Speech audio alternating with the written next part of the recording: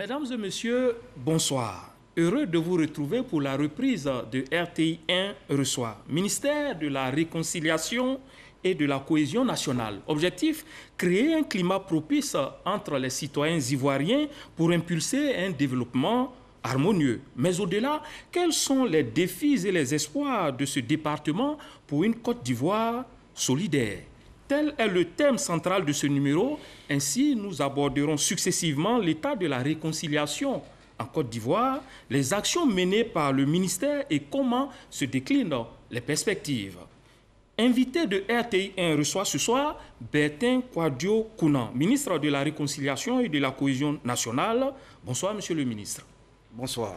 Pour l'interroger sur ce plateau, je suis avec Idrissa Bamba, secrétaire général de la rédaction de Soir Info. Bonsoir. Bonsoir. Et comme le prévoit la structure de l'émission, vous pourrez appeler Régis Kofi au 27 22 40 12 76 pour poser vos questions. Monsieur le ministre, réconciliation, cohésion nationale, comment concilier ces deux notions? Vers quoi convergent-elles exactement? Merci. Comme vous l'avez indiqué dans vos propos liminaires, vous avez ici la cohabitation entre deux concepts, réconciliation et cohésion. Réconcilier, par définition, c'est rétablir des relations amicales entre deux personnes brouillées. À l'échelle d'un pays comme la Côte d'Ivoire, réconcilier voudra donc dire assurer une transition pour régler une passerelle entre un passé brouillé par des conflits, pour créer une transition vers un état nouveau, conditions améliorées, en remettant les Ivoiriens ensemble. Mais le tout doit impacter positivement notre vie commune. Ne l'oublions pas, le chef de l'État, son Excellence, M. Alassane Ouattara, a eu pour projet de bâtir une Côte d'Ivoire solidaire et réconciliée. Je l'ai dit ici même sur ce plateau pendant les élections, nous avons un pays. Chacun de nous doit connaître ce pays, son histoire, son passé, son présent, pour envisager son futur. Et c'est quoi le destin de la Côte d'Ivoire? Souvent, nous prenons le malin plaisir de vouloir comparer la Côte d'Ivoire aux voisins, aux autres pays. Est-ce que ceci se fait ailleurs? Est-ce que cela se fait ailleurs? Mais non, c'est là que commencent nos premières erreurs. On ne peut pas comparer notre pays aux autres, puisque les choix fondateurs de nos pères fondateurs n'ont rien à voir avec les choix des autres. Le président Houphouët a ouvert les frontières de ce pays sur le reste du monde. Donc nous avons un peuple métissé. Il faut qu'on l'assume. On en viendra tout à l'heure. Donc, les crises du passé, ça fait quoi? 28 ans que le président Houphouët est décédé. Voilà 28 ans que la Côte d'Ivoire ne se retrouve pas.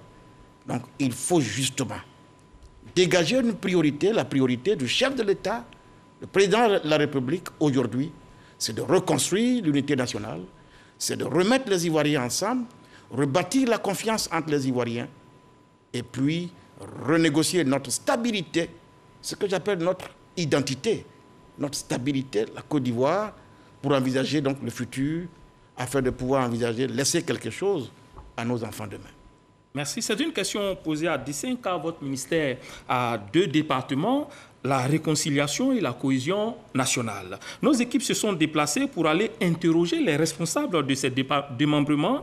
Comment est harmonisé le travail qui fait quoi dans ce ministère créé depuis décembre 2020, suivant cet élément de Seydou Ouattara? Réconcilier les Ivoiriens pour le ministère de la Réconciliation et de la Cohésion nationale revient à faire la promotion de la mise en œuvre des actions de réconciliation, l'évaluation des stratégies et actions de réconciliation, le renforcement du cadre juridique de la promotion de la réconciliation, le suivi et l'évaluation des activités de réconciliation. La crise ivoirienne a laissé des traces indélébiles dans les mémoires. Cependant, il faut savoir s'arrêter. À un moment donné, de la vie de l'humain, que ce soit en politique, que ce soit en société, que ce soit en religion, que ce soit même en famille, nous vivons des moments difficiles. La nature humaine est ainsi faite qu'elle a la capacité de se surpasser pour aller chercher dans son tréfonds les moyens d'atteindre le mieux-être. Parce que la nature humaine ne reste pas figée dans un processus fut-il douloureux. L'oubli est fait, il fait partie de nous, il est incorporé. Nous devons pardonner. Le pardon est encore plus fort.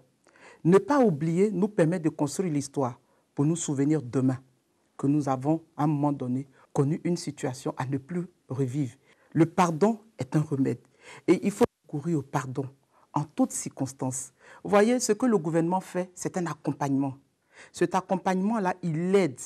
Mais les Ivoiriens devront puiser à l'intérieur d'eux-mêmes pour l'amour qu'ils ont de leur patrie, mais pour l'amour qu'ils ont de leur progéniture, qui vont hériter de cette nation-là. Cette progéniture devra avoir un meilleur avenir, doit avoir un monde beaucoup plus viable.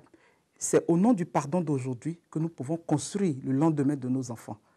En matière de cohésion nationale, il s'agit de mettre en œuvre la politique du renforcement et de promotion de l'unité nationale. Le maintien et le renforcement de la cohésion entre toutes les composantes de la nation ivoirienne, tout en évaluant des stratégies adaptées. Le ministère de la Réconciliation et de la Cohésion nationale, qui veut une société ivoirienne apaisée, fait la promotion de l'éducation et la culture de la paix, celle des moyens de prévention, la promotion de la culture de paix, une tâche qui appelle à de multiples questions. Nous devons nous faire confiance, nous devrons nous aimer les uns les autres, et nous devrons mettre des systèmes qui ne polarisent pas les uns contre les autres. Mais le premier élément qui détermine la qualité d'une cohésion, c'est l'équité et la justice. Donc il faut que déjà, de partout où on est, quel que soit le strapontin de pouvoir qu'on a, on essaie de faire en sorte que les Ivoiriens soient contents de ce que vous faites, parce que vous mettez tous les Ivoiriens sur un pied d'égalité. La réconciliation nationale reste donc une tâche difficile, ardue et appelle à la participation de tous. La Côte d'Ivoire a traversé une période trouble. 1993, 1995, 1999, 2010 et 2020. Pour ne citer que celle-là. Monsieur Bertin Kouadio Konan, il y a eu beaucoup de déclarations sur votre département, mais en tant que premier responsable, comment vous pouvez résumer en 30 secondes votre mission exactement? Vous savez, j'étais ici sur ce même plateau lorsque j'avais souhaité briguer la présidentielle. Et j'ai dit, même quand j'étais opposé au président de la République, je vois comme tout le monde ses réalisations, je vois les ponts, je vois les routes. Et j'avais dit ici, pendant que le président construit, il se trouvait toujours des gens pour se plaindre. Et sur ce plateau, j'ai dit, parfois quand vous pleurez et que vos yeux sont chargés de larmes, il vous est difficile de voir clair. J'ai pensé donc que la priorité, c'est d'essuyer les larmes des Ivoiriens, une fois qu'ils n'ont plus les yeux chargés de larmes, pour qu'ils voient. Donc, pour moi, mon rêve, en étant candidat à cette époque, c'était de voir ce que je vois aujourd'hui. Le président de la République qui reçoit l'ancien président Laurent Gbagbo au palais. Ils s'embrassent pour donner le bon exemple et qui apaise. Alors, notre priorité, sur les 9 mois et demi, nous avons pensé que pour que les Ivoiriens soient prêts à écouter le message de la réconciliation, il faut déjà qu'on aille à la décrispation. Il faut apaiser les esprits, il faut apaiser les cœurs. C'est pour ça que nous avons mis la priorité sur comment préparer le retour de tous les fils et de toutes les filles de ce pays sur leur territoire. Nous avons été aidés en cela par la volonté affichée par le président lui-même, et je l'ai dit. Oui, nous reviendrons sur cette question. C'était de savoir justement les missions. Est-ce que ce sont ces missions qui vous ont été confiées? Bien sûr, notre mission, c'est de réconcilier les Ivoiriens. Vous avez parlé de votre volonté de réconcilier les Ivoiriens, mais quelle est la mission qu'on vous a confiée? La mission, justement, c'est de réconcilier les Ivoiriens. Après, il faut promouvoir la culture de paix. Il faut faire en sorte que les Ivoiriens abandonnent la violence. Il faut faire en sorte que nous revivions dans la solidarité et aller vers, justement à consolider la paix sociale en créant la cohésion entre les enfants de ce pays. Alors monsieur le ministre, le chef de l'État, après votre nomination, avait dit ceci, je le cite, « J'ai procédé à la nomination de M. Kouadio Konabertin comme ministre en charge de la réconciliation et cela vise à consolider la cohésion et la réconciliation politique. » Alors aujourd'hui, 9 mois et demi après votre nomination, est-ce que vous pouvez nous dire si les Ivoiriens, si la réconciliation politique est en marche? D'abord, il faut que tout le monde se le dise. Ça fait 28 ans qu'Oufou est décédé, je l'ai dit, ça fait 28 ans que nous sommes dans la crise. Personne ne peut s'imaginer qu'en 9 mois, nous pouvons donc, par un bâton magique, eh bien, régler définitivement cette question. C'est un processus. Et il est heureux de constater qu'il a débuté. Oui, depuis la mort du président Houphouët-Boigny, vous l'avez constaté comme moi que c'est la première fois que l'élection s'organise, l'élection législative, de façon inclusive, avec la participation de tous, sans que personne ne remette quoi que ce soit en cause. Il n'y a pas eu de blessés, il n'y a pas eu d'agression, même pas verbale. Chacun a reconnu, les perdants ont reconnu leur défaite, ceux qui ont gagné ont célébré leur victoire. C'était un grand pas. Ensuite, vous pouvez le constater, le président Laurent Gbagbo est rentré. Ça a été préparé également. Enfin, le président de la République a indiqué clairement, et je suis bien placé pour le témoigner, c'est lui qui a ordonné que nous puissions dire à Charles Blé Goudé d'aller se faire enrôler. Il s'est fait enrôler, ça veut donc dire que d'ici peu, il aura son passeport, c'est une question de jour. Ça sera donc le processus est en cours. De cette émission. Monsieur le ministre, est-ce que vous êtes l'homme indiqué pour occuper ce poste de la cohésion nationale et de la réconciliation? Vous sentez-vous l'âme d'un réconciliateur?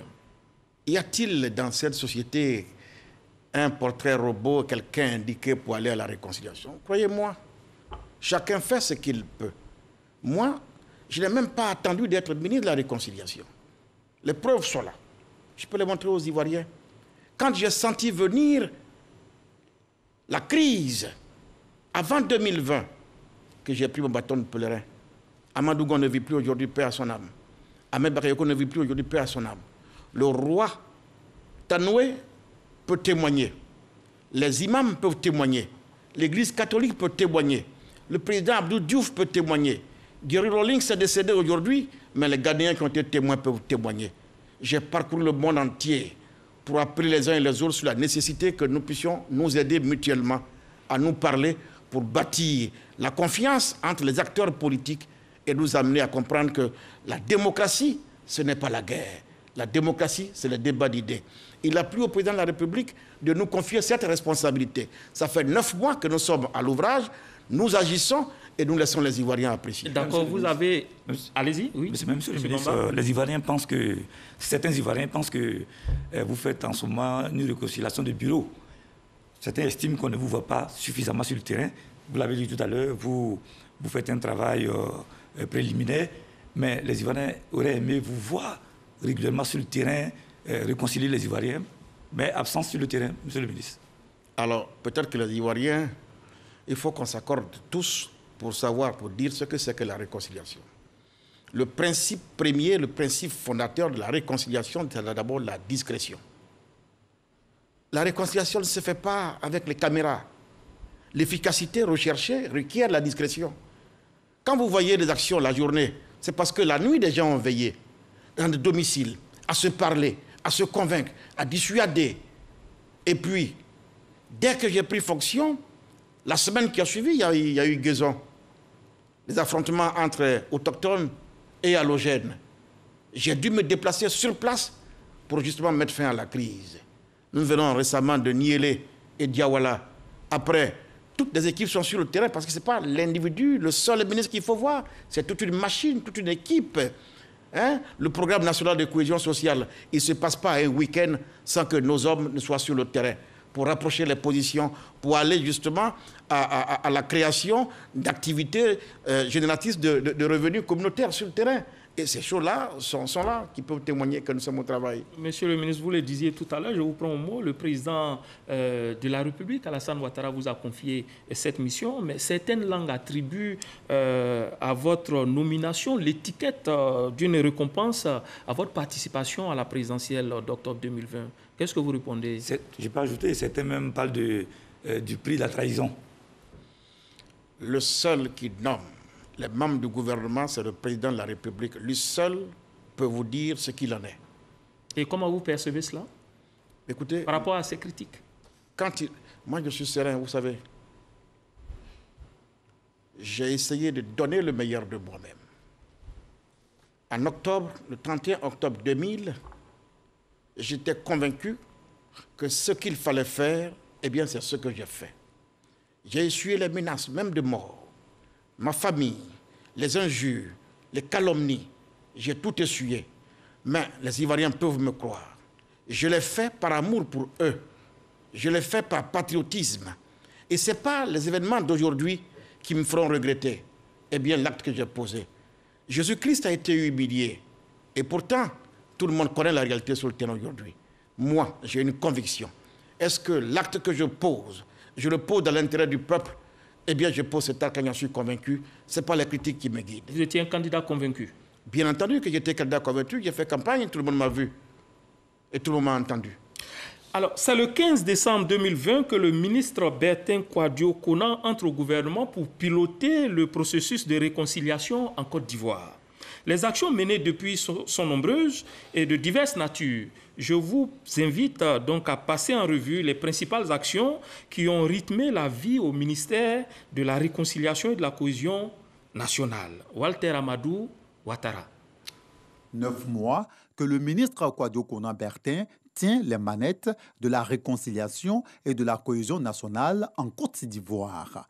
En vue de mener à bien cette mission si chère au président de la République Alassane Ouattara et à la population ivoirienne, le ministre Kouadio Konan Bertin a aussi pris son bâton de pèlerin dès sa nomination. La Fédération estudiantine et scolaire de Côte d'Ivoire, FESI, a décidé de lui apporter son soutien à travers une cérémonie sur le campus universitaire et à la Cité Rouge à Cocody. Le retour et le bien-être des exilés ivoiriens ont été une préoccupation majeure pour le ministre en charge de la réconciliation dès sa prise de fonction. En témoignent les reconnaissances de ces derniers. Il était de notre devoir et de venir exprimer notre reconnaissance au gouvernement. Nous sommes venus porter donc cet esprit dans l'esprit de paix et de réconciliation, participer à ce processus qui pour nous, avec l'arrivée du président Laurent Gbagbo, va constituer un pas géant vers la réconciliation. Les huis clos avec le président du PDCI RDA, Henri Konabédié, à son domicile à Cocody et à Daoukro, constituent des gestes forts dans le processus de réconciliation à titre personnel. Il y a également la diplomatie silencieuse menée pour le retour de l'ex-président Laurent Gbagbo.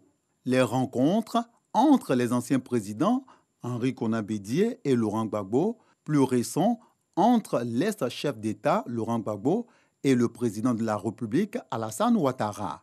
Dans la même veine, le ministre de la Réconciliation et de la Cohésion nationale a sur sa table des dossiers relatifs au retour au pays de grosses têtes de la politique ivoirienne.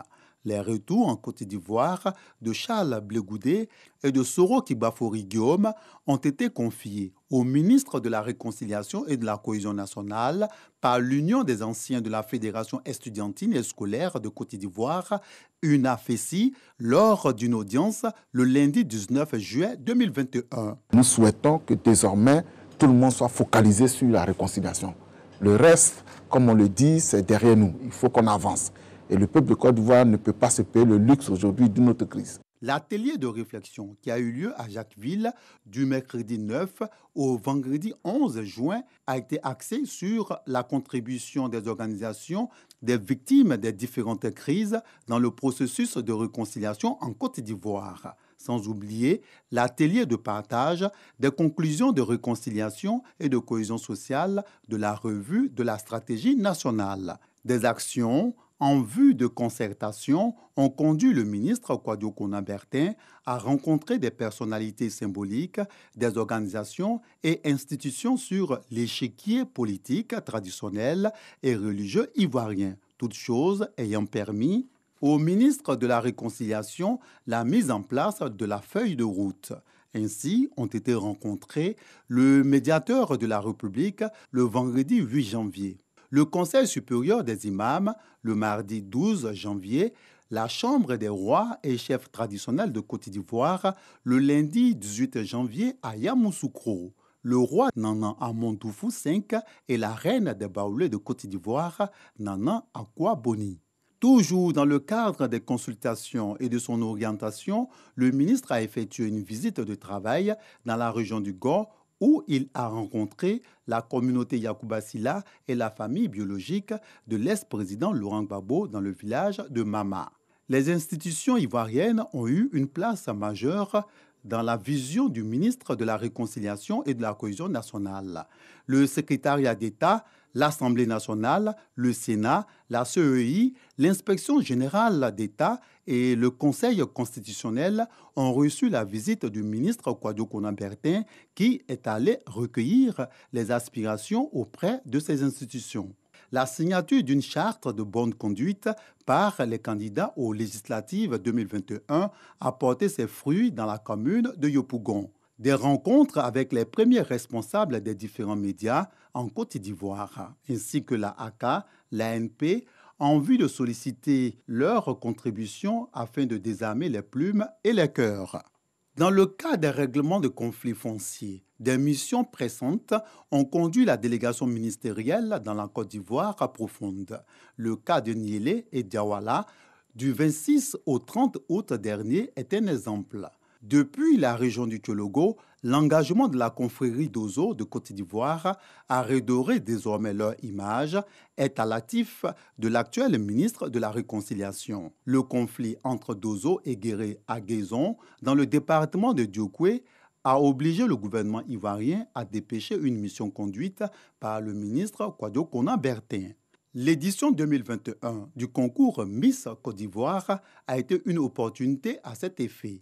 Les déclinaisons des différentes candidates depuis les phases de présélection jusqu'à la finale, le samedi 4 septembre 2021, ont porté sur des notes liées à la promotion de la cohésion et de la réconciliation en Côte d'Ivoire.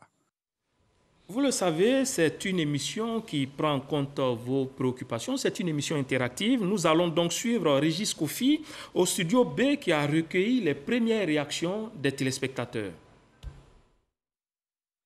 Bonsoir à tous. La question de la réconciliation intéresse beaucoup d'Ivoiriens. En témoigne le nombre d'appels que nous recevons. Je vous livre tout de suite 5 questions, à commencer par celle de M. Jean-Henri à Cocody. Que retenir de la CDVR et du Conarive? Voilà ce qu'il voudrait savoir. Monsieur Yao Franck nous a joint de Lille en France. Sa question, un tout petit peu personnelle, mais elle rentre dans le cadre de la réconciliation. Quelle est la qualité de vos rapports avec M. Henri Konan-Bédié? Une deuxième question en lien avec la première. Avez-vous rejoint le RHDP ou êtes-vous toujours au PDCI RDA? Madame Pulchéry Adou nous appelle de Yakassé.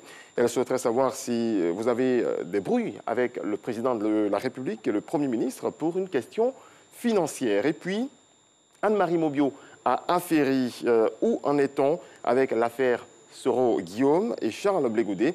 Que faites-vous concrètement pour l'avancement de ce dossier? Voilà la première vague des questions. Adama Kone. Ministre, les Ivoiriens ont réagi. 5 réactions dès l'entame de cette émission. Monsieur Jean-Henri, qui voudrait avoir des informations sur la CDVR. Bien, alors, comme vous avez dû le constater, dans l'élément qui est passé tout à l'heure, j'ai dû me rendre auprès du président Bani, paix à son âme, qui a été donc le second, après le ministre Daranguégué, a conduit les activités donc, de réconciliation et donc qui a dirigé la CDVR. Cette structure a connu des fortunes diverses, avec autant d'interprétations que les gens ont pu faire sur son activité. Le plus important, je ne suis pas là pour faire le bilan de la CDVR, encore moins pour critiquer, ni pour juger. J'ai obtenu de lui quelques éléments, le travail a été fait, des audiences ont été organisées pour dresser la liste, par exemple, des victimes et tout ça. La CDVR a existé, elle a fait ce qu'elle a pu. Nous avons pris le relais pour avancer, c'est le plus important. Vous avez avancé, vous êtes à quel niveau? Oh, oui, pour ajouter, hein, est-ce que, monsieur le ministre, vous allez utiliser quelques points quand même des recommandations qui ont été faites dans les décisions qui ont été prises au niveau de la CDVR? Est-ce que je vous apprends que la liste des victimes qui sert de base de données pour traiter les questions des victimes, elle a été donc rédigée, consolidée par la CDVR, ensuite par la CONARIV. C'est quand même un élément positif. Il y a beaucoup d'éléments que nous avons donc notés, que nous consolidons, qui peuvent nous aider à avancer. Une réaction de Lille en France. Quels sont vos rapports avec le président du PDCI-RDA, Bédié? Nos rapports sont au beau fixe. Je l'ai souvent dit, vous savez, le président Henri Konan Bédié a été mon témoin de mariage. Avant moi, il a été le témoin de mariage de mon oncle Yeboy Kofi Richard. Quelqu'un qui a été 2 fois témoin de mariage et de l'oncle et du neveu, qui est originaire de Daoukro, moi de Bokanda. Vous savez très bien, je l'ai toujours dit, sans aucun complexe, que c'est mon père. Il y a eu des bruits par le passé, mais ma culture veut que l'enfant ne cherche jamais à avoir raison du père. Je me suis battu pour améliorer mes relations avec le président Henri Konan Bédié. Nous nous voyons régulièrement, je peux vous le dire, il n'y a même pas encore 4 ou 5 jours, nous étions ensemble. Et sur le plan familial, ça va. Et sur le plan politique, la question suivante est de savoir si vous avez rejoint le RHDP. Le président de la République, en me faisant l'insigne honneur de me confier cette responsabilité, a fait une déclaration devant tous les Ivoiriens. Il a dit, et je cite, « Je nomme à ce poste un cadre du PDCI-RDA. » Jusqu'à présent, les choses n'ont pas varié. Je reste militant du PDCI-RDA, sauf que je suis sous le coup d'une sanction, d'une suspension provisoire, temporaire. Alors, qu'est-ce que vous faites pour régler ce problème au niveau du PDCI-RDA, puisque vous dites que vous entendez désormais avec le président Henri Konan Bédié? Mais s'il doit conduire la réconciliation, si moi-même j'ai des difficultés à parler avec un acteur aussi majeur qu'Henri Konan Bédié, croyez-moi, est-ce que je serai l'homme indiqué pour conduire la réconciliation? Donc, c'était de mon intérêt à moi, d'abord, de chercher à normaliser mes rapports avec le président Henri Konan Bédié, ce qui est fait. Je le vois quand je veux.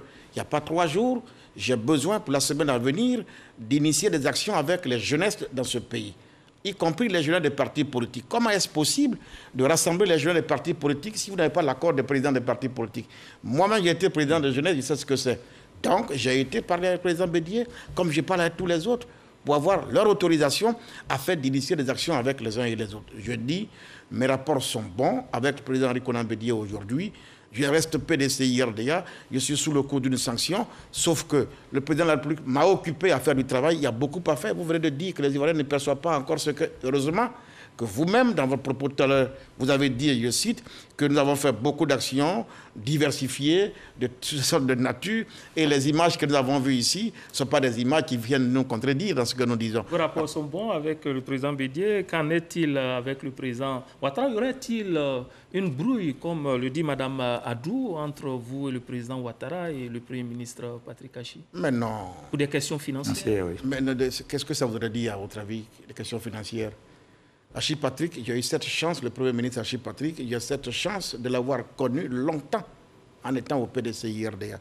Il fait partie de ceux des ministres Aoussou Diano, Achi Patrick, Adjoumani, qui m'ont aidé à cette époque à tenir un mandat de la jeunesse du PDCI-RDA. Donc j'ai cette chance avec lui. Ensuite, le président de la République, tout se passe très bien entre nous. Madame Mobio s'interroge sur la question Soro. Oui. Qu'en est-il? Ben, le président de la République l'a indiqué. Il veut une réconciliation inclusive, c'est-à-dire qui inclut tous les enfants de ce pays. Sorodium en est un. Je suis chargé de mettre en application la volonté du président de la République.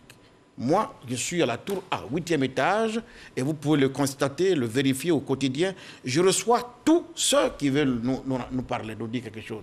Tous ceux qui se plaignent, tous ceux qui ont quelque chose à dire, même quand ils ne viennent pas à nous, nous allons à eux. Récemment, j'ai reçu une équipe de jeunes, des cadres qui se réclament de Guillaume Soro pour écouter pour les entendre. Ils m'ont dit qu'ils venaient pour essayer d'agir dans le sens de dégeler, c'est leur propre terme, eh bien, les rapports entre le fils et le père. Nous avons bien accueilli cela.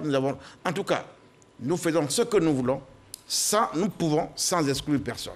Mais, monsieur le ministre, à vous entendre, vous faites tout pour réconcilier les Ivoiriens. Vous parlez de réconciliation inclusive. Certains parlent plutôt de réconciliation sélective. On dit pourquoi monsieur le ministre Kakabe, chargé de la réconciliation et de la cohésion, ne va pas vers Guillaume Soro, qui est un leader politique. Il se contente de recevoir des personnes qui se disent proches de lui. Est-ce que vous êtes en contact avec Ça fait 10 mois, à titre personnel, ça fait 10 mois que si quelqu'un a son numéro, qu'il me le passe. Ça fait 10 mois que je cherche à lui parler. Mais après, la réconciliation, elle se fait dans un état de droit. Ah oui, vous le savez ça aussi. Donc, à titre personnel, ça fait 10 mois. Et je le dis devant tous les Ivoiriens. Vous avez reçu ses émissaires, vous n'avez pas eu son contact Non, jusque-là, je n'y suis pas encore parvenu, mais je pense que les Ivoiriens, très souvent, c'est vrai qu'il ne faut pas négliger les détails, il faut aller à l'essentiel. Le chef de l'État fait beaucoup de choses, les actions sont visibles, les problèmes vont se régler un à un, il y a tout un processus. Ben, lui-même, j'ai cru avoir lu dans les journaux récemment qu'il a déjà indiqué des personnes habilitées à s'occuper de son dossier. C'est une bonne chose. Ce que nous souhaitons, c'est que tout le monde vienne en Côte d'Ivoire, peu importe le chemin qu'ils choisissent. Dans tous les cas, nous savons que la Côte d'Ivoire, comme je l'ai dit, elle reste un état de droit. Nous voulons nous réconcilier. Si tout est harmonisé, comme les choses se font, eh bien, le pays marche. Oufoué l'a dit, dans ce pays, tous les changements sont possibles. Tout est possible à condition que cela se déroule dans le dialogue et dans la paix. Le dossier Guillaume Soro m'amène à vous poser une question. Est-ce que vous avez sincèrement le coup de franche pour réconcilier les Ivoiriens? Bien sûr. Je pose la question tout simplement parce que, apparemment, vous êtes dans la bulle du chef de l'État.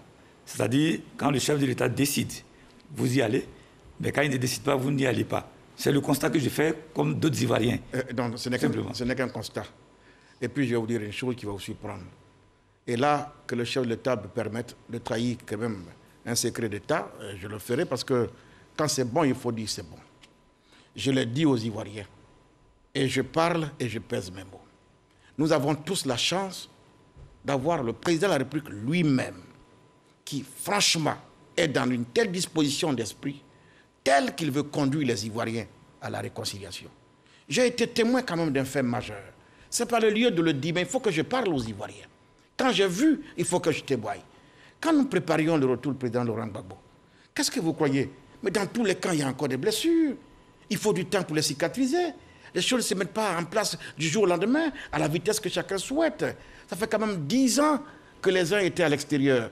Ça fait 10 ans que la crise a été meurtrière. Il faut justement qu'on aille au pardon. Mais chacun y va à son rythme. Le chef de l'État a une volonté de nous conduire. Mais il a un camp. Il y a aussi des gens, vous ne voyez pas, les djabis, les victimes qui sont dans la rue, qui s'interrogent sur leur vie par rapport à la réconciliation. C'est tout ce monde qu'il conduit. Alors qu'est-ce qu'il a dit? Quand il sentait la machine un peu grippée, qu'est-ce qu'il a dit? De formidable. Si j'avais eu quelqu'un pour me reconnaître mes droits à l'époque, je ne peux pas, j'ai trop souffert, je ne peux pas être le président de la République qui ne va pas reconnaître à Laurent Gbagbo ses droits. Qu'est-ce que c'est formidable. Si chaque pays en Afrique avait un chef d'État aussi éclairé, croyez-moi, nous n'aurons pas de djihadisme et des attaques sur le continent. Alors je peux vous dire, le président est déterminé, la volonté est affichée, mais ce n'est pas lui seul. C'est tout le monde. La réconciliation, lui, il va l'impulser. Mais à chacun de suivre le rythme, que chacun donne un peu de lui pour qu'on aille à la conciliation des positions pour avancer. Vous voyez ce que je dis? Mais après tout, il y a un rythme. Et ce que j'apprécie chez ce monsieur, que j'apprends à découvrir d'ailleurs, il a une obsession, il a une ambition, c'est la paix sociale. Donc tout ce qu'il fait, il mesure, il calcule. Quand il est convaincu que l'acte qu'il va poser vient pour consolider la paix, il pose l'acte. Parce que ce qui le préoccupe aujourd'hui, c'est la paix sociale, c'est la sécurité de tous les Ivoiriens et c'est la stabilité du pays. Et un des actes forts au sommet, on l'a vu, c'était la rencontre entre le président Ouattara et l'ex-président Laurent Gbagbo. Quel a été votre apport, votre contribution à cette rencontre entre les deux Surtout qu'on personnalités? ne nous a pas aperçus à cette rencontre. Mais non. Vous savez, il y a un adage qui dit chez nous, quand la tête est là, les jeunes ne portent pas le chapeau. Le premier qui réconcilie s'appelle le président de la République. Même le gouvernement, là, nous y sommes. Si nous faisons du bon travail, c'est le gouvernement, c'est l'action du président de la République. Il est seul, Alassane Ouattara. Si nous agissons mal, il sera seul face au jugement du peuple. Ce n'est pas moi qu'il faut mettre en vedette. Le premier qui réconcilie, c'est le président, quand il est présent. En tant que ministre de la Réconciliation, oui, mais ce jour-là, on vous aurait vu là-bas qu'on serait pas étonné. Sans doute. Dans quel livre de droit ou dans quelle constitution ou dans quel dictionnaire il est écrit que, parce que je suis ministre de la Réconciliation, quand le chef de l'État reçoit, il faut qu'il soit forcément présent. Ce jour-là, je peux vous dire, il y avait d'autres combats ailleurs, d'autres défis ailleurs. J'avais été sélectionné, c'était un honneur pour participer à l'équipe qui partait pour traiter les questions du TAC avec nos voisins de Burkina Faso. Je ne peux pas être là-bas et puis être ici à la fois. Non, que les Ivoiriens retiennent une chose. Le plus important, c'est que le processus avance. D'accord, Bamba? Oui, non, mais en tant que ministre, le processus avance, mais les Ivoiriens s'interrogent toujours. Oh là. Voilà, si, je ne fais que relayer ce que les Ivoiriens disent. Oui, le je les comprends. Avance. Oui. Mais nous constatons que le dialogue politique, par exemple, oui, piétine. Alors que c'est l'une des missions qui vous a été confiée par le chef de l'État. Je peux citer parce que lorsque vous avez été nommé, il a dit que vous êtes aussi là pour prendre le relais du Premier ministre, de feu, le Premier ministre Ahmed Bakayoko, en ce qui concerne le dialogue politique. Alors où nous en sommes avec ce dialogue aujourd'hui? Je comprends, les Ivoiriens, ils sont pressés. Parce que ça fait 28 ans qu'ils ne connaissent plus la paix. Donc je comprends leur volonté d'aller rapidement à la paix, ils sont pressés. Mais justement parce qu'on est pressé, allons doucement. Je dis que le processus a bien démarré. Nous avons fait nous-mêmes le tour de tous les grands partis significatifs. J'ai dit dès le départ que la réconciliation requiert la mobilisation de toutes les forces vives de la nature, de la société. C'est pour cela que j'ai commencé par les grandes institutions, parce qu'il faut que je m'assure que toutes les institutions et ceux qui les incarnent comprennent et sont de la même vision que le chef de l'État.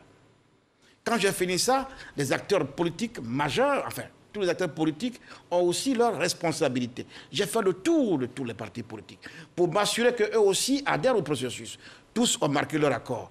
Je peux vous dire que les mois à venir, des actions vont se mener et les Ivoiriens verront, mais est-ce que depuis 9 mois, ils ne sentent pas eux-mêmes la calmie? À la rencontre Ouattara-Gbagbo, l'ex-président Laurent Gbagbo a demandé la libération de certains prisonniers de la crise post-électorale. Où en êtes-vous dans le traitement de cette question? Je crois qu'à l'heure actuelle, sans aucun risque de me tromper, en dehors des militaires, il n'y a presque plus personne qui soit en prison pour des opinions politiques. Presque les derniers ont été libérés, y compris ceux de la dernière crise de CNT, si je peux m'exprimer ainsi. Tous ont été libérés. Je vous ai dit, c'est un processus. Il faut rétablir la confiance entre les acteurs. La rencontre entre le président Gbagbo et le président Ouattara s'est déroulée il n'y a pas encore 2 mois. Ils ont commencé à se parler. Il faut féliciter ça, il faut les encourager. Dès les premiers instants, il a parlé au président Ricona Bédié. Il faut qu'ils continuent de se parler. Qu'est-ce qu'on appelle le dialogue? Voici le dialogue comme il est amorcé. Mais je suis convaincu que s'ils continuent de se parler et que la confiance s'installe à nouveau entre eux, nous aurons quelques résultats. Alors, est-ce qu'il y a justement un calendrier après cette rencontre? Écoutez, il n'y a pas un calendrier. Justement, vous savez, ces choses-là, c'est la gestion des susceptibilités, des humeurs, de petites choses, de beaucoup de choses qui rentrent en ligne de compte. Il faut s'assurer que tout le monde comprend la nécessité d'y aller. Aujourd'hui, tous les acteurs sont sur le territoire. Je demande aux Ivoiriens de la patience. Il faut qu'on s'assure qu'on va au bon rythme, qu'il y a le bon tempo pour être certain qu'on va avoir les résultats qu'eux-mêmes souhaitent. Alors, qu'en est-il du cas de Blé Goudé Charles, qui jusqu'à présent court derrière un passeport? Non, ce n'est pas le mot exact. Pourquoi vous ne vous impliquez pas personnellement pour... que là encore, qu'est-ce que vous voulez? Que je sois sur les plateaux de télé avec les caméras pour le dire? Non. Blé Goudé est là, il sait. Je n'ai pas eu besoin d'être ministre, je lui ai rendu visite régulièrement. Devenu ministre, il sait le type de rapport que nous avons. C'est tous les jours que nous travaillons au quotidien sur son dossier. Le plus important, le président Gbagbo est arrivé. Je peux vous dire, et vous le savez, le président de la République lui-même, je ne dis pas, on dit puisque vous voulez qu'on dise les choses. C'est à moi qu'il a dit, va dire à Blé Goudé d'aller se faire enrôler demain à l'ambassade. Je lui ai dit, il est parti se faire enrôler. Mais enfin, il n'a pas encore son j'arrive. Mais s'il est enrôlé, ça veut dire qu'il aura son passeport. Et ça se délivre en 3 jours, monsieur le ministre. Ah, c'est ce que vous croyez? Ici. Ah oui, c'est ce que vous pensez. Eh bien, Blé Goudé... De manière régulière. Comment s'est-il retrouvé là-bas? En partant, est-ce qu'il a... Vous avez vu quelqu'un qui voyait son passeport? Blé Goudé a voyé son passeport. Ça veut dire que ce n'est pas de manière régulière, ce n'est pas un cas comme les autres. Il ne faut pas faire cette comparaison. Il peut pas sans passeport alors? Ah, ben, c'est un avion spécial qui l'a amené. Est-ce que l'avion encore existe encore? Je crois que là-dessus, il faut qu'on soit patient. Blé Goudé le sait. Quelqu'un qui est enrôlé pour avoir un passeport, c'est qu'il n'est pas loin de voyager. C'est juste une question de temps. Ce n'est plus un souci. Il aura son passeport quand, monsieur? Ben, peut-être, soyez patient, vous verrez. On a posé la même question quand il s'agissait de Laurent Gbagbo. Maintenant que c'est réglé, plus personne n'en parle. Aujourd'hui, c'est Blé Goudé. Moi, je vous dis, c'est juste une question de temps. Alors, vous parlez, dans l'élément, on l'a vu, vous êtes dans une dynamique de diplomatie silencieuse. On ne vous a pas vu à l'aéroport, à l'arrivée du président Gbagbo, on ne vous a pas vu au palais, vous étiez au TAC. Comment se manifeste cette diplomatie silencieuse dont on parle? Ben, je pense qu'un autre jour, vous ferez d'autres émissions où vous donnerez peut-être la parole à quelques acteurs. Et les gens vous diront comment elle se manifeste. Croyez-moi, quand nous décidons que Laurent Gbagbo rentre en Côte d'Ivoire, parce que le chef de l'État l'a voulu, et qu'il a anticipé, et qu'il s'est lui-même investi personnellement, mais un comité s'est mis en place pour traiter la question. Elle n'a pas traité en un jour. Il a fallu parler, se fréquenter, de jour comme de nuit, harmoniser les positions, avancer. Il fut un temps où vous avez suivi cette probabilité de blocage sur une question de date. On a fait beaucoup de choses tout de même. Je vous dis, le principe de l'efficacité de la réconciliation, c'est la discrétion. Et on ne peut pas en savoir davantage. Ben, vous voyez les résultats, c'est ce qui est important. Les résultats ne sont pas très perceptibles. Parce que le retour de Gbagbo n'est pas perceptible? Non, les politiques. Mais on va arriver à la population par la suite. Mais écoutez, aujourd'hui, il y a quand même 10 mois, est-ce qu'on peut venir à la RTI facilement, sans se faire contrôler, sans avoir peur? Quand même entre nous, que veulent-ils les Ivoiriens? Les choses se déroulent bien aujourd'hui. Les choses avancent, le pays se porte mieux. Moi, j'ai la ferme conviction que le pays se porte mieux. Alors, vous avez rencontré, entre autres, le médiateur de la République, la Chambre des rois et chefs traditionnels, pour ne citer que ces institutions. Comment est-ce que vous êtes organisé avec ces institutions qui, visiblement, travaillent aussi à la réconciliation? Nous avons quelquefois des missions similaires. Les rois et chefs traditionnels sont les auxiliaires de l'administration. Ce sont eux qui gèrent au quotidien les populations. Donc nous avons des activités complémentaires. Nous nous complétons quand c'est nécessaire et nous avançons et je crois que les choses se passent très bien dans une certaine harmonie. Nous travaillons ensemble sur le terrain. On dit chez nous que beaucoup de viande dans la sauce ne garde pas la sauce. Oui, monsieur le ministre, vous ne pensez pas que la réconciliation au niveau des populations est nécessairement liée à la réconciliation entre les acteurs politiques? Je vais parler des leaders. Pas nécessairement lié, c'est une part. Mais entre nous, quand les éleveurs et les agriculteurs se battent, c'est lié aux acteurs politiques. Quand les gens vous posent des questions d'étrangers sur le terrain, c'est lié aux acteurs politiques. Quand les gens se battent sur les questions de chefferie dans les villages, tous les villages Achan, c'est lié aux acteurs politiques. Monsieur le ministre, aujourd'hui... Les conflits fonciers à l'ouest du pays. Monsieur le ministre, oui, que les populations sont ancrées, dans la grande majorité, dans les partis politiques. Surtout les grands partis politiques. Est-ce qu'une réconciliation entre les grands leaders ne peut pas favoriser cette réconciliation en bas? Mais justement, c'est la procédure que nous avons adoptée. Mais elle n'est pas lente, cette procédure? Je vous dis qu'on va à un certain rythme. Et puis c'est des acteurs, monsieur. Des gens qui ont fait 30 ans de carrière politique, on ne les déménage pas du jour au lendemain. Entre nous. Donc je dis, vous voyez bien la démarche. La première chose, nous avons dit au ministère de la Réconciliation, si nous voulons que les Ivoiriens nous suivent, dans un premier temps, il faut décrisper l'atmosphère. Décrisper l'atmosphère, c'est travailler à faire entrer tous les acteurs politiques. Pour l'instant, les plus gros morceaux sont rentrés, si je peux me le permettre. Bédi est sur place, Gbagbo est rentré, Blé Goudé va suivre, Guillaume Soro, je l'espère, et ainsi de suite. Une fois que tout le monde est sur place, Bédi et Gbagbo ont commencé à se parler. Gbagbo et Ouattara ont commencé à se parler. Le processus est ainsi enclenché. La confiance va tout doucement s'installer entre eux. Parce que c'est ça qui est important. Une fois que la confiance est au rendez-vous, on va au dialogue. C'est pas à pas que les choses se mettent en place. C'est après coup que nous allons maintenant aborder la deuxième phase.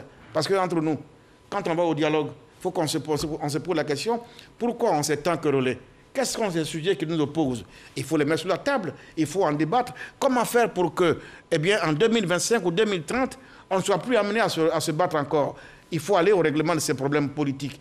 Mais la crise ivoirienne ne se résume pas seulement qu'à cela. Parce que je le dis, la démocratie qu'on nous a, d'une façon ou d'une autre, qui s'impose à nous, il faut que nous-mêmes nous assurons que nous tous, nous savons ce que c'est que la démocratie. Il y a un enseignement à faire, la sensibilisation à faire dans les machins des partis politiques. Moi, je le dis partout où je vais, aux Ivoiriens. Les dernières élections qui ont eu lieu, dans beaucoup de localités, qu'est-ce qui explique les agressions? On dit qu'il faut aller voter. Dans certains pays, le vote est obligatoire. C'est un droit qu'a tout citoyen de voter. Moi, je peux, pour une raison ou pour une autre, décider de ne pas aller voter. Mais toi, tu as le droit d'aller voter. Mais si moi, je me mets sur ton chemin pour te dire, ne va pas voter parce que moi, je ne vais pas aller voter, qu'est-ce qui va se passer? Il va y avoir affrontement. Donc, que quelqu'un ne veuille pas voter, c'est son droit, mais personne n'a le droit d'empêcher que l'autre aille voter. Or, c'est à ça qu'on assiste. Mais pourquoi?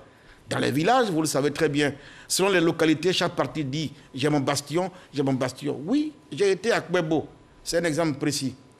Et je vois quelqu'un qui, il n'y a pas 10 ans, était membre de mon bureau de la JPDCI, mais qui est passé au RHDP. Dans la localité, son oncle qui, dès qu'il était étudiant, toujours PDCI RDA, ne peut pas concevoir que son neveu qui l'a aidé à s'affranchir, aujourd'hui soit militant d'un parti comme le RHDP. Les gens font l'amalgame. Mais je vais... C'est bien un pays baoulé à tout maudit. J'explique aux parents. Vous estimez que c'est votre bastion, c'est vrai. Mais désormais, il y a beaucoup de partis politiques. S'il y a beaucoup de partis politiques, c'est un choix qu'on a fait. On dit le multipartisme. C'est qu'il doit y avoir beaucoup de présidents de ces partis, donc des militants de chaque parti. Que votre fils décide aujourd'hui, parce qu'il est de Kwebo, de militer au RHDP, c'est son droit. Vous ne pouvez pas l'empêcher de venir faire ses activités ici. Vous voyez, il nous faut sensibiliser, il nous faut expliquer, il faut qu'on parle à nos parents, il faut que nous-mêmes, les leaders des partis politiques, nous sachions bien ce que c'est que la démocratie. Ça, c'est aussi une des missions dévolues à mon ministère, et les mois à venir, on va vous dire aux Ivoiriens comment on s'y prend pour que nous puissions nous aussi apporter notre contribution à la sensibilisation et à faire en sorte que la démocratie soit bien comprise et maîtrisée par les Ivoiriens. Et les Ivoiriens continuent de réagir en suivant cette émission. Nous allons rejoindre Régis Kofi qui a une autre série de réactions. Madame Rose Diabaté à Daloa, selon vous, quelles sont les conditions d'une réconciliation nationale, une réconciliation de la classe politique ivoirienne et quels sont les pas que vous posez en ce sens? Les conflits territoriaux en Côte d'Ivoire, avez-vous une solution concrète? La question que pose Barry Mamadou de Conakry. Monsieur le ministre, croyez-vous sincèrement au succès de cette mission de cohésion entre les Ivoiriens et les habitants de la Côte d'Ivoire? La question est de Assis Jean à Adzopé, qui voudrait également savoir pourquoi vous n'optez pas pour une concertation ou un dialogue national. Selon M.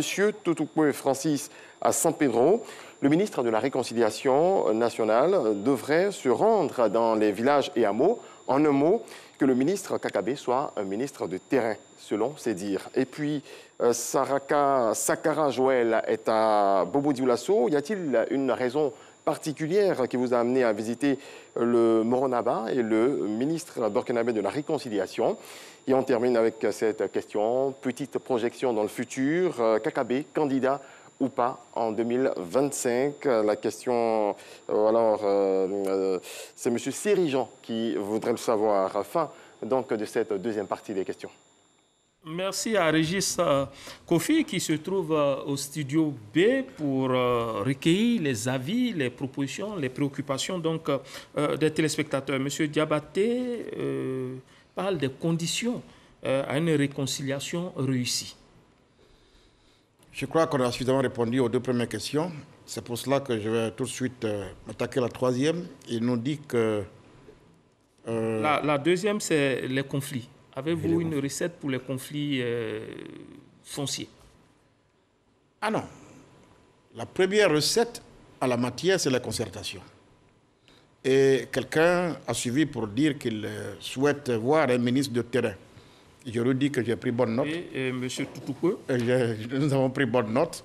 Pour être ministre de terrain, je pense que quand même, nous avons commencé. On ne l'a pas suffisamment fait encore, mais il verra lui-même. J'ai déjà été moi-même à Guézan, j'ai été à Diawala, j'ai été à Niélé, dans le nord. J'ai été à Gagnoa, j'ai été à Mama. Je vais un peu partout sur le terrain, moi-même, parce qu'il faut toucher les problèmes du doigt. Donc, être ministre de terrain, oui, j'ai pris bonne note, je suis d'accord que c'est sur le terrain que ça se passe. Alors, ça nous amène à justement organiser beaucoup de concertations. Vous voyez, parfois, je dis qu'il faut imaginer beaucoup de recettes. Beaucoup de recettes. Par exemple, je vous ai dit, pendant que nous sommes à Abidjan, nos équipes sont sur le terrain, à initier des activités génératrices de revenus communautaires. Nous allons faire des puits pour offrir à des villages qui sont en conflit, qui voient les femmes de ces deux villages voisins aller au même puits.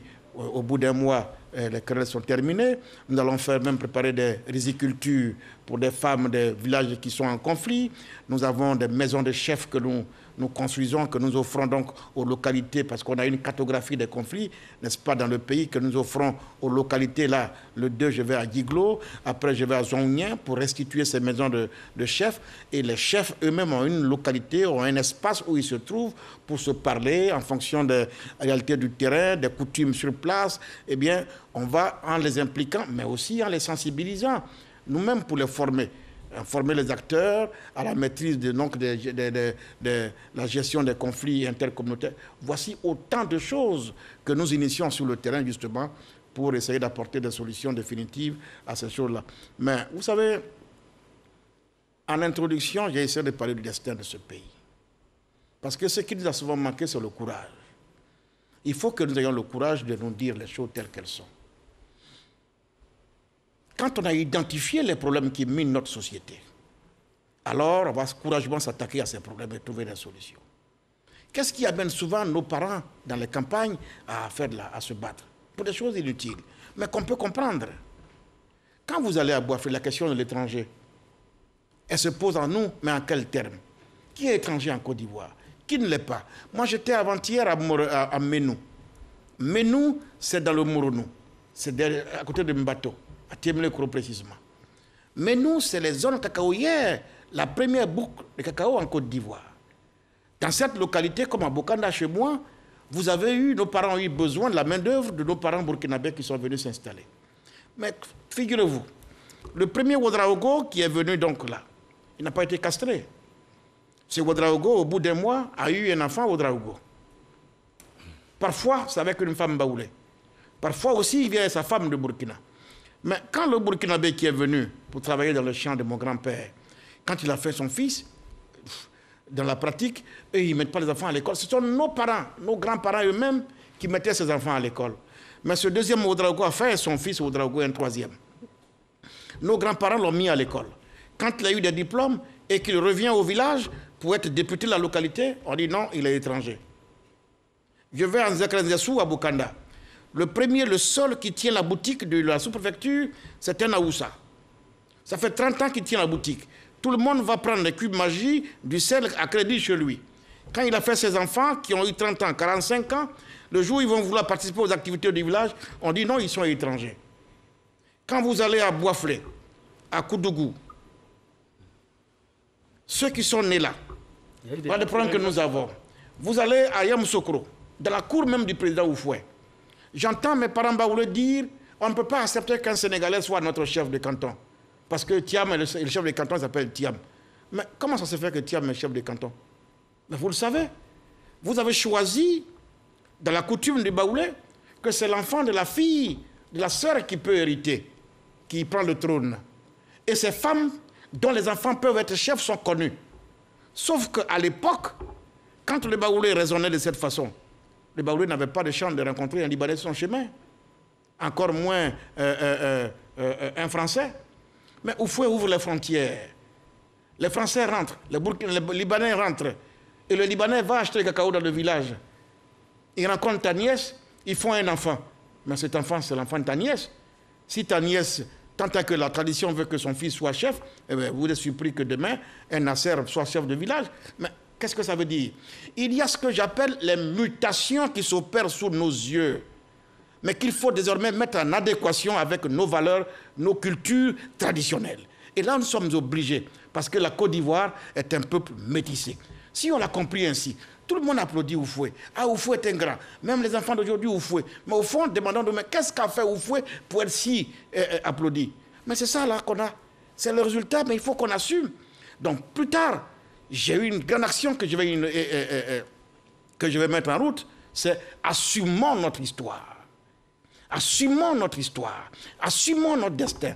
Une fois qu'on aura donc sensibilisé, formé, eh bien, tous nos parents, tous les Ivoiriens, vous voyez Basile Boli en France, c'est un bon bêté, mais il est français. On vous dira donc un Français d'origine ivoirienne. Mais qui est-ce que ça choque? C'est des choix que nous avons opérés. Il faut assumer les conséquences de ces choix qu'on a opérés.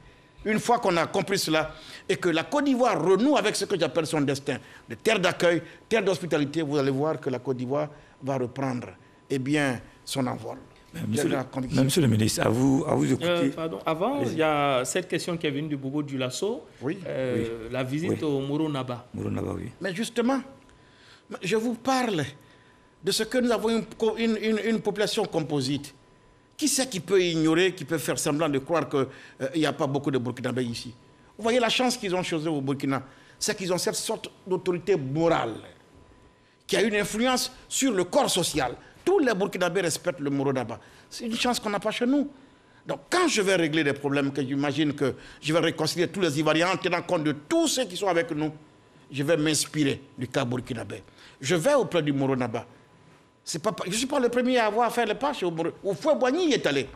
Et quand je suis parti, le Moro Naba m'a dit, vous êtes assis exactement là où était assis le président Houphouët Boigny. Le président de la République, Alassane Ouattara, y est parti. Même le président Laurent Gbagbo y était. Henri Konan Bédié y était. Mais pourquoi? La Côte d'Ivoire et le Burkina, c'est mon avis, nous sommes deux peuples parce que le destin et la colonisation nous donne les frontières. Voici deux peuples et même destin. Il faut que nous commencions maintenant à le comprendre et cultiver la fraternité à nos frontières. Bamba. Alors, monsieur le ministre, vous parlez du Moro Naba tout à l'heure, mais nous avons aussi en Côte d'Ivoire des chefs traditionnels.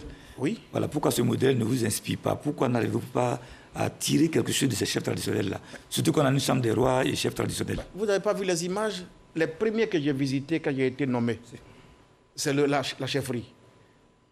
Le premier que j'ai visité. D'ailleurs, il reste un dernier que je n'ai pas encore visité. C'est dans l'Est. Vous voyez ce que je veux dire? Le Bounamassa.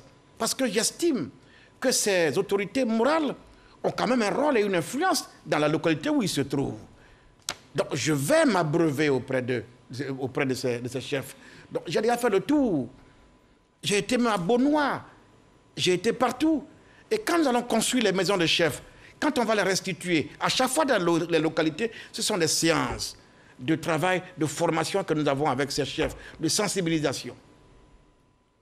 Alors, vous travaillez sur une matière qui n'est pas facile, le mental, l'esprit du pain des Ivoiriens.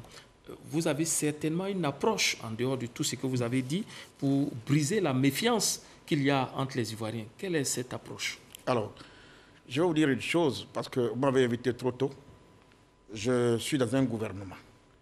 Et donc, au mois de décembre, nous allons rendre public notre plan d'action national. Et dans ce moment-là, nous allons vous développer. Parce que, vous savez, vous dites une chose qui est importante. Je travaille sur une matière difficile. Aucun faux pas n'est permis. Même un mot mal placé, eh bien, ça peut vous créer des problèmes. C'est pourquoi tout se mesure, tout se calcule et tout se fait de façon coordonnée. Vous voyez? Bon, avant de venir, je me suis dit, est-ce que ce n'est pas trop tôt d'aller parler? Mais j'ai été invité, je viens parce qu'il faut parler moins. Il faut parler moins. Je vous dis, c'est des sensibilités, des susceptibilités, parfois des personnes 10 fois plus âgées que vous gérez. Alors, que voulez-vous qu'on fasse? Donc il faut y aller avec la méthode. La méthode, d'accord, monsieur le ministre. Mais en même temps, vous donnez le sentiment de faire du surplace, dans la mesure où les mots qui minent la société ivoirienne sont connus. Oui. Il y a des documents qui existent. Il y a eu la CDVR, c'est un exemple que je cite. Oui. Tout est répertorié. Pourquoi vous ne travaillez pas sur ces dossiers-là et allez directement à la réconciliation? Vous avez dit vous-même que tout le monde n'est même pas encore entré au pays. Je vous ai dit la première chose, c'est de donner au moins le sentiment qu'on prend tout le monde en compte. Et je dis ce qui serait plus efficace, c'est de s'assurer que tout le monde y participe, qu'on n'exclut personne. Où est-ce que je veux dire? Donc, allons doucement. Nous sommes dans la bonne direction. Nous sommes sur la bonne voie. C'est vrai, je comprends que les Ivoiriens soient subitement d'ailleurs pressés à en finir avec la réconciliation. C'est bien, je comprends. Alors, c'est pour ça que je leur dis la réconciliation. Là, ce n'est même pas le seul fait du chef de l'État ni du ministre de la réconciliation. C'est comme il faut aimer le dire pour la paix n'est pas un vain mot. La réconciliation, faisons en sorte que ce ne soit pas un vain mot, que ce soit le comportement de chaque Ivoirien. Si chacun est bien l'a compris ainsi, on n'a même plus besoin du ministre de la réconciliation. D'accord, monsieur le ministre de la réconciliation. La réconciliation, c'est aussi celle des Ivoiriens avec des valeurs, telles que le travail, la transparence, le civisme, le sens du devoir, pour ne citer que ces valeurs. Est-ce que vous pensez à ces réalités? Est-ce que vous pensez à résoudre ce problème? C'est la finalité. Et je crois que c'est la dernière étape quand je parle de processus. Pour que j'enseigne des valeurs, il faut qu'il y ait des gens qui veulent écouter l'enseignement. Quand je parle de décrispation, qu'on aille au dialogue. Parce qu'après tout, une société qui veut s'émanciper, c'est celle qui est au travail. La Côte d'Ivoire est toujours un peuple travailleur. Il faut remettre les Ivoiriens au travail. Il faut faire en sorte que nous ayons une société de valeurs, de justice, la justice sociale, la méritocratie. C'est des choses que les enfants soient convaincus que l'école sert à quelque chose. Qu'on ne prenne pas les raccourcis pour réussir dans la vie. Et je crois que ce sont autant de valeurs que le président de la République veut justement enseigner au peuple quand il parle d'une Côte d'Ivoire solidaire. Solidarité dans les valeurs. D'accord. Les Ivoiriens réconciliés, on imagine bien que votre mission doit continuer dans la prévention des crises. Est-ce que vous avez une recette à cet effet? Écoutez, nous travaillons justement parce qu'on ne va pas toujours agir après coup. Il faut regarder, anticiper. C'est pour cela que le ministère est nouveau. Nous sommes en train de le construire. Pour nous donner les instruments, les leviers, comme l'observatoire, pour justement travailler dans le sens d'anticiper sur les conflits, les prévenir. Écoutez, donc, la prévention, c'est un axe que nous privilégions également, mais sur ces questions-là, nous sommes au laboratoire. D'accord, Bamba? Ok, monsieur le ministre, on a eu dit que vous avez des difficultés de fonctionnement au niveau du ministère. C'est un constat que nous avons fait aussi. Est-ce que cela ne plombe pas quand même vos activités? Qu'est-ce que vous appelez difficulté de fonctionnement? La question vous est posée parce que on constate que vous n'arrivez pas à vous déployer normalement sur le terrain. Et on suppose que vous n'avez pas les moyens. Soyez indulgents. Ce n'est pas parce qu'on n'a pas les moyens, parce que le ministère est nouveau. Vous voyez, j'étais il n'y a pas si longtemps dans l'opposition. Je suis maintenant à l'étrier et je découvre. Moi, j'ai été nommé, je ne vous cache pas, mon ami et frère Ahmed Bakayoko, paix à son âme, j'ai été nommé le 15 décembre, donc après qu'on ait voté les budgets. Mais après tout ce programme, on ne vient pas comme ça parce que, bon, on est ministre et puis après.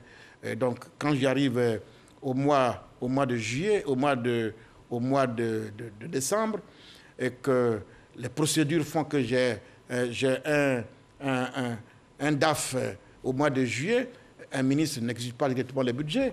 Donc c'est un mécanisme qui se construit, qui se met en place, mais lentement, doucement. Et puis c'est l'administration, les choses ne vont pas comme ça chaque matin. C'est un combat de tous les jours. Ça ne veut pas dire que c'est une volonté manifeste de ne pas donner les moyens, non. Et que je ne suis pas le seul, tous les ministres sont concernés. Sauf que mon ministère, il est nouveau. Les instruments n'existent pas, il faut les créer. Je ne vous parle d'observatoire, qui n'existe pas juridiquement. Comment je peux travailler là-dessus? Je vous parle du fonds de soutien, de consolidation à la paix. Il faut créer. C'est un ministère nouveau. Je suis en train de mettre en place les instruments, de sorte que si demain quelqu'un vient, il trouve quelque chose au moins en place. avec un pilotage automatique? Sans doute. Alors, la confiance retrouvée, l'entente cordiale, la fraternité, la réduction des écarts sociaux, autant de défis qui sont en fait l'objectif visé, entre autres, par le ministère de la Réconciliation et de la Cohésion nationale. Comment y parvenir? Qu'en pensent les Ivoiriens? Réponse dans cet élément de Seydou Ouattara. Il faut trouver du boulot jeune. S'il y a du boulot là, personne ne va passer son temps à aller faire les histoires d'autres personnes. Quand il n'y a pas d'élection, il n'y a pas de problème en Côte d'Ivoire. C'est lorsqu'arrive les périodes électorales qu'il y a toujours les histoires. Donc c'est les politiciens là, si ils sont vraiment honnêtes avec eux, ils ont décidé de faire la paix, il n'y aura pas de problème. On ne peut pas faire le bonheur de quelqu'un malgré lui. Et tout est dans la main des hommes politiques. À eux de sensibiliser leurs militants afin qu'il y ait une bonne réconciliation. Sinon, à part les hommes politiques eux-mêmes, qui nous toujours convoient là où on ne veut pas y aller, c'est à eux de voir leurs militants pour les sensibiliser pour une réconciliation vraie. Sinon, le militant, lui, il ne suit que leur leader. Donc je vois que pour moi, la réconciliation est dans la main des hommes politiques. Et surtout les 3 hommes politiques les plus influents du pays. À eux de voir leurs militants, de les sensibiliser. Sincèrement et honnêtement, sans faux fuyant. Bon, ce que moi je pense, ceux-mêmes qui sont nommés pour ça doivent s'approcher de la population pour nous demander ou bien pour nous aider, pour nous-mêmes ensemble, pour voir quel est notre problème, quelle est la solution. Parce qu'on s'est dit qu'il y a quelqu'un pour ça réellement. Et c'est quelqu'un que tout le monde connaît, c'est le ministre de la Réconciliation. Mais je me dis que toujours, peut-être ça vient, mais nous on n'a rien vu d'abord. Peut-être ça va venir, mais on n'a rien vu d'abord. Pour réussir cette mission, il faut beaucoup écouter les différentes parties et à la suite, le ministre pourra alors faire une conclusion. L'écoute est très importante et ce que je peux conseiller au ministre, c'est cette écoute-là. C'est cette écoute des populations et je sais que c'est un grand homme politique qui connaît le pays, qui connaît très bien les populations et on n'a pas besoin de lui mentir, il sait ce qu'il doit dire, il sait ce qu'il doit faire. En écoutant les populations et en les saisissant là où ils vivent, il pourra réussir sa mission. Pour moi, pour qu'il y ait une réconciliation vraie en Côte d'Ivoire, il faut d'abord, l'annulation de tout mandat d'arrêt, le retour de tous les exilés de la crise post-électorale de 2010-2011, la libération de tous les détenus. La réconciliation passe par une grande réunion et se dire les vérités. Tant qu'il n'y a pas de vérité, vraiment, c'est un flou.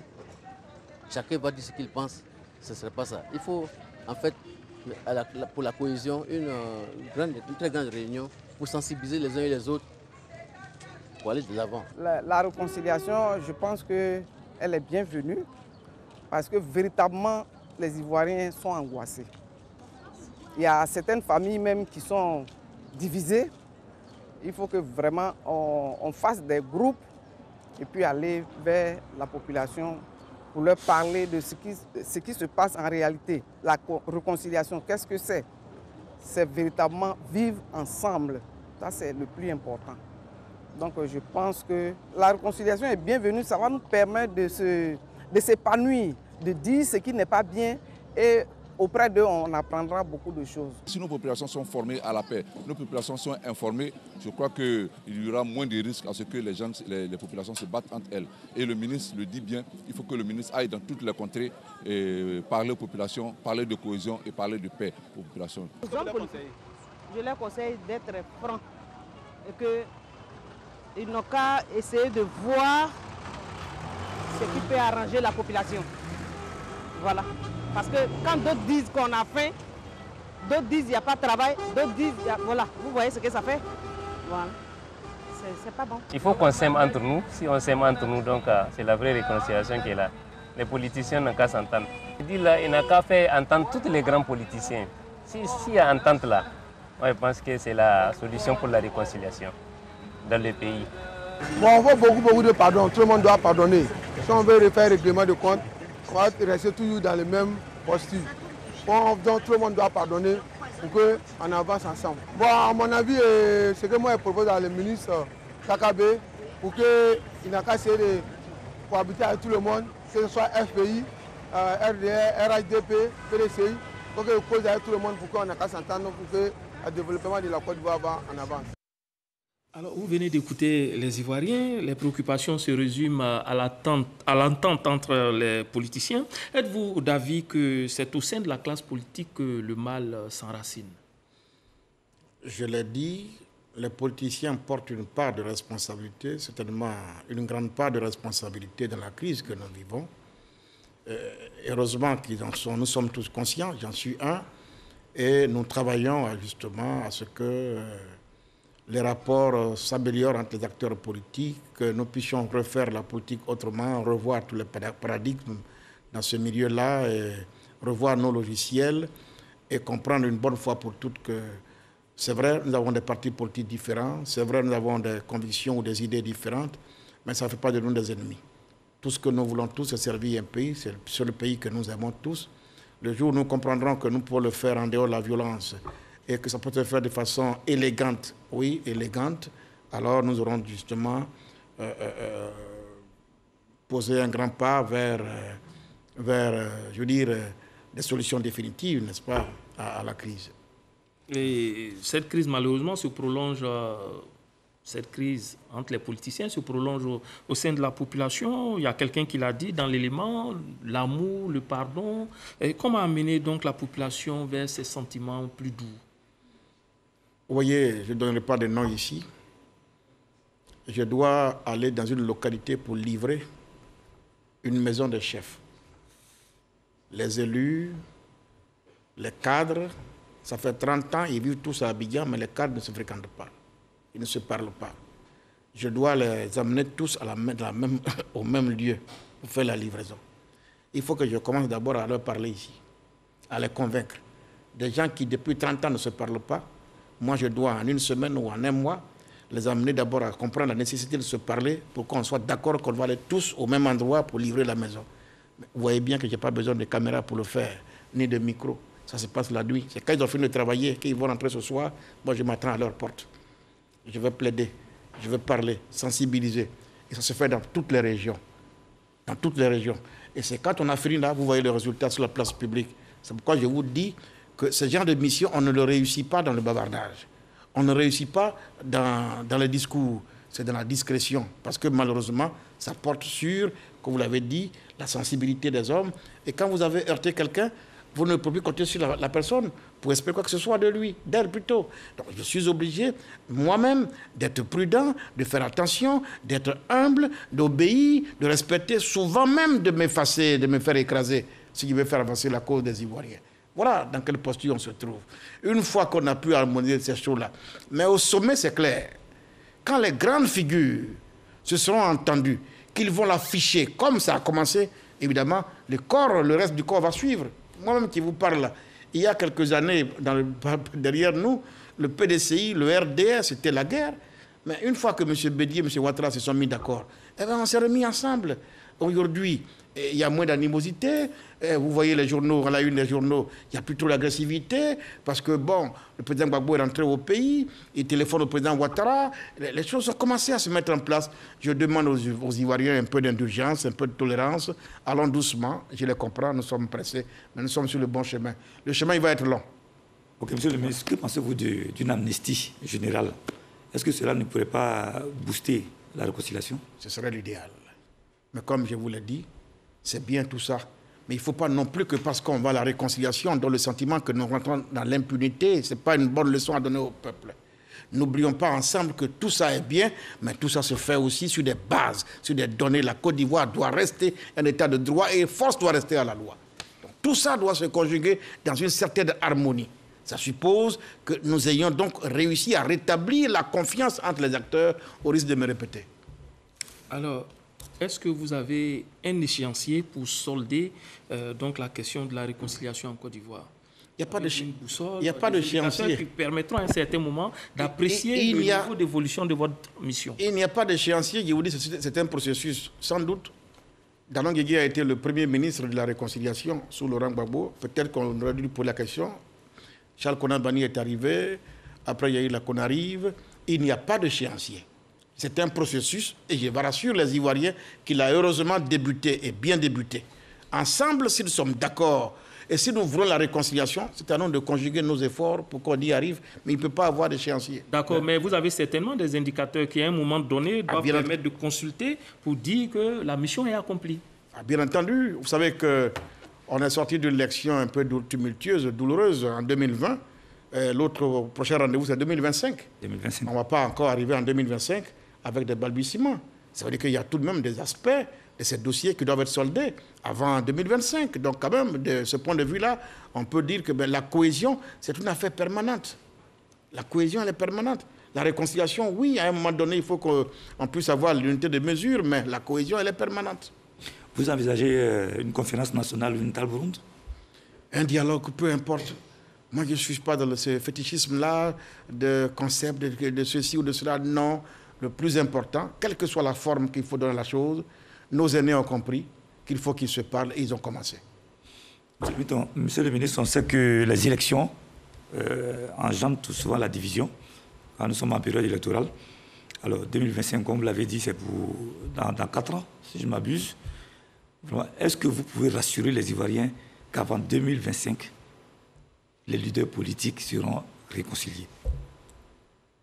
Quelqu'un l'a dit, et j'ai même oublié, mais la réconciliation, elle s'impose à nous. Nous sommes obligés d'aller à la réconciliation. Ça ne se négocie pas, elle s'impose à nous. Et si on a été traumatisé et qu'on a même pris conscience nous-mêmes de la nécessité d'aller à la réconciliation, les efforts doivent être conjugués de part et d'autre pour que justement 2025 soit une élection paisible. Paisible. Et je crois que nous sommes dans la bonne direction. Il nous faut continuer ainsi. Jean-Pierre Lagou le disait dans le film qu'en dehors des périodes électorales, il n'y a pas de problème en Côte d'Ivoire. Ah si, ça dépend de la nature des problèmes. Je ne crois pas qu'il y ait eu des problèmes, qu'il y ait des élections à Niélé, j'en viens. Il n'y a pas d'élections à Guézon, à Dioko, j'en viens. Les problèmes, ça dépend. Il y a les problèmes politiques, il y a des problèmes d'autres natures. Les problèmes fonciers, c'est tous les jours. Les bosons et les pêcheurs, c'est tous les jours. La Côte d'Ivoire vivant dans la paix totale, la Côte d'Ivoire réconciliée, cela ressemble à quoi, monsieur le ministre? Un rêve, mais qui serait possible. La Côte d'Ivoire est dans l'obligation, si elle veut demeurer cette terre d'accueil, cette terre d'espérance, attirer encore et renouer avec son destin, elle doit renouer avec ce destin-là, c'est-à-dire se réconcilier, demeurer stable. Ça a été ça notre force et qui nous a permis de bâtir le peu qui a été bâti, la stabilité. Aujourd'hui, alors quelqu'un me disait que depuis 20 ans, cette année, les Ivoiriens, la diaspora sont venus nombreux en vacances dans leur pays. Mais parce que cette année, il y a la calmie. Si nous continuons comme ça, non seulement ce sont les Ivoiriens de la diaspora qui vont venir, les autres nationalités vont les suivre pour venir investir de l'argent ici. Ce matin, vous avez vu ces grands événements de tourisme. Eh bien, on ne prend pas une destination d'un pays qui n'est pas stable.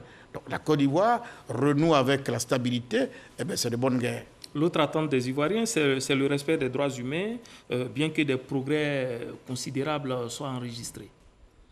Oui, c'est tout à fait légitime et des efforts doivent être faits, comme tous les jours, pour que justement cela soit ressenti. C'est d'ailleurs une préoccupation du gouvernement ivoirien et donc le président de la République y tient. Bamba? Oui, monsieur le ministre, vous dites que tout est calme en ce moment en Côte d'Ivoire. C'est l'impression. C'est moi qui le dis. Oui, c'est l'impression que vous donnez. Vous ne le vivez pas. Une partie de la population vit cela, mais ce n'est pas toute la population qui le dit, hein, parce qu'il y a encore des populations qui estiment que les problèmes ne sont pas réglés et qu'il faut absolument les régler à temps pour qu'on sorte de la crise qu'on vit. Mais nous ne disons pas autre chose. Voilà. J'ai dit qu'on note ensemble qu'il y a une amélioration au moins. Oui, ça, nous sommes d'accord sur ce thème-là. Est-ce que ce calme-là, ce n'est pas un calme apparent? Est-ce que ce n'est pas le calme avant la tempête? Parce que moi, j'ai toujours en vision les élections de 2025. Je vous comprends, mais nous y allons allègrement, doucement mais sûrement. Question futuriste. Aujourd'hui, le pays vous appelle pour accomplir une mission au sein du gouvernement. Mais comment entrevoyez-vous votre avenir politique après? Est-ce que j'ai en ce moment le temps de penser à autre chose me concernant personnellement? Vous avez commencé à fréquenter le président Bédié. Est-ce que ce n'est pas un positionnement déjà pour la nouvelle génération? Ben non. J'ai une seule préoccupation, c'est la paix sociale. J'ai une seule mission, c'est la réconciliation. Mon horizon, le seul, c'est la réconciliation. Et je suis tellement préoccupé, vous venez de le dire, les Ivoiriens ont encore le sentiment que je ne fais pas assez. Je dois convaincre. Est-ce que j'ai encore le temps d'aller vous faire autre chose? Alors, quelqu'un a posé la question, je notais ici, Kakabe candidat en 2025? Point d'interrogation. Je viens de le dire là. Ma préoccupation, je n'ai même plus le temps de penser à une affaire de candidature. Candidature à quoi? Vous-même, vous êtes sceptique. Jusque-là, vous n'avez encore rien perçu. Tant que les conditions de candidature ne sont pas réglées, tant qu'on n'est pas certain qu'on va à une élection apaisée, à quoi ça sert d'aller à des élections tumultueuses? Donc, ma candidature, c'est la paix. Ma candidature, c'est la stabilité. Ma candidature, c'est la réconciliation. Et je m'emploie avec toute mon énergie en priant le Seigneur qu'il nous permette d'y aller et de réussir. Croyez-moi, et je le dis en étant le plus sincère possible. J'ai été, malgré moi, candidat en 2020 pour faire face à une situation de péril. Et je le dis par amour pour la Côte d'Ivoire. Ça ne peut pas se répéter tout le temps. Maintenant, j'ai une lourde responsabilité, participer aux côtés du chef de l'État à réunir les conditions pour que, justement, en 2025, ces faits ne se reproduisent pas. Est-ce que vous pensez qu'il y a le temps de penser encore à autre chose? Sérieusement. Oui, Bamba? Ok, vous voulez réussir cette réconciliation, et c'est le souhait de tous les Ivoiriens. Mais en même temps, est-ce que vous pensez que, après tout ce que vous avez fait jusqu'à ce jour, vous pensez que vous pourrez réussir cette mission-là? D'autant plus que c'est vrai que vous n'êtes pas pressé, mais en même temps, les Ivoiriens sont pressés de voir tous les leaders se retrouver en Côte d'Ivoire. C'est donc je suis sûr. Je reviens encore sur le cas. C'est donc je suis sûr. Sur le cas Guillaume Soro. Est-ce que ces problèmes ne sont pas des dossiers lourds pour vous? Ce dont je suis sûr, c'est que j'ai la volonté. Est-ce que j'ai la volonté? J'ai la volonté. Voilà. Ce dont je suis sûr, j'ai la volonté. Mais après, écoutez, nous sommes nombreux. Avant moi, il y a eu Bani. Avant moi, il y a eu Damanguégué. Avant moi, voilà, chacun va apporter sa pierre. Ainsi va la vie. Vous avez la volonté, vous avez aussi des hommes pour accomplir cette mission? J'ai la volonté et j'ai le soutien du chef de l'État. Parce que lui aussi a une volonté affichée. Et j'ai une équipe. Et une méthode? Bien sûr, une méthode. Je vous ai dit qu'au mois de décembre, nous allons dire aux Ivoiriens, mais publiquement, le plan national de la réconciliation et de la cohésion avec toute la méthodologie qui l'accompagne. Merci. Bamba, pour terminer. Alors, monsieur le ministre, nous sommes pratiquement au terme de cette émission, mais on ne saurait vous avoir sur ce plateau sans vous demander votre réaction sur cette affaire qui touche à votre vie privée et qui est l'actualité sur les réseaux sociaux. Qu'en est-il exactement? Merci en tout cas de me donner l'occasion d'évoquer cette question parce que par respect pour les Ivoiriens, on ne peut pas venir à la télévision nationale, là où ils payent les redevances, pendant 1h30, parler, nous séparer et faire comme si cette affaire n'a pas existé. C'est pourquoi je dis, par respect pour les Ivoiriens, je vous remercie de m'en parler, de me donner l'occasion d'en dire un mot. Après, je voudrais rassurer les Ivoiriens pour leur dire que je n'ai rien à me reprocher. Sauf que c'est un dossier pénal qui est aujourd'hui entre les mains de la justice et je pense qu'il appartient à mes avocats de l'évoquer et les prochains jours, ils vont en donner quelques éléments qui vont les rassurer davantage. Merci. Vous avez certainement un mot pour terminer? Pour rassurer les Ivoiriens? Mon mot de fin, alors, c'est de dire aux Ivoiriens, vous voyez, quand c'est comme ça, je leur prépare toujours une petite note, comme je l'ai fait ici, chers Ivoiriens. Vous voyez que tout au long de cette émission, j'ai essayé de vous démontrer qu'avec une équipe, disons mon équipe et mon administration, nous sommes totalement mobilisés justement pour réussir la tâche que le chef de l'État et bien le président de la République a bien voulu nous confier. Chers Ivoiriens, je ne poursuis qu'un objectif. La paix est mon seul horizon. La réconciliation, ma seule destination. et l'unité du peuple ivoirien mon unique préoccupation. Depuis plus de 300 jours, j'ai pu mesurer concrètement l'engagement du chef de l'État.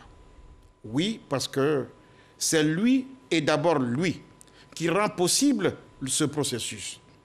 Je témoigne qu'il est habité par la volonté de paix et de rassemblement.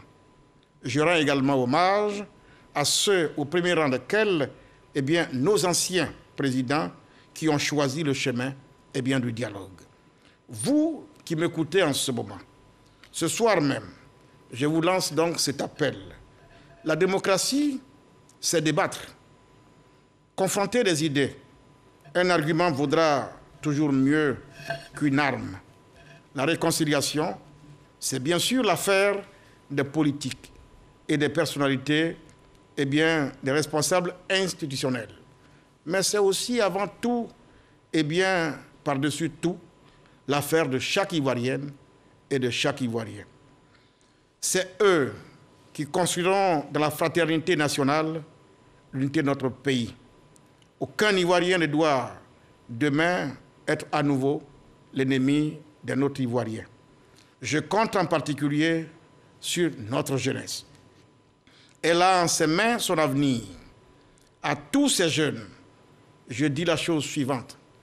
Investissez-vous dès maintenant dans la noble bataille de la réconciliation nationale. L'avenir sera ce que vous en ferez.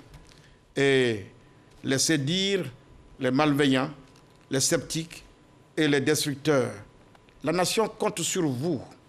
Vous êtes plus forts que les nostalgiques de la guerre civile. Vous êtes les artisans de la paix, la paix des cœurs. Je crois qu'il est temps de conclure en toute humilité. J'espère vous avoir donné foi en notre pays, espoir sur son avenir. Merci. Nous sommes à la fin de ce numéro de RTI 1 reçoit. Merci M. Bertin Kouadio Konan, ministre de la Réconciliation et de la Cohésion nationale, d'avoir répondu à cette importante question de la réconciliation. Idrissa Bamba de Soir Info et Régis Kofi étaient avec moi pour ce plateau. Le président Oufoué Boigny l'a dit, et je cite, « Nous n'avons qu'un seul objet de haine, la guerre. Qu'une seule obsession, la paix. La paix des cœurs, la paix sociale, la paix entre les nations. » Et terminons par cette paraphrase du Père de la Nation. Ayons un cœur si petit qu'il n'y ait de place pour la haine. Que le Tout-Puissant préserve la Côte d'Ivoire. Paix dans vos cœurs, pardon dans vos foyers, tolérance autour de vous. Bonsoir, restez sur la chaîne qui rassemble et à très bientôt. Merci.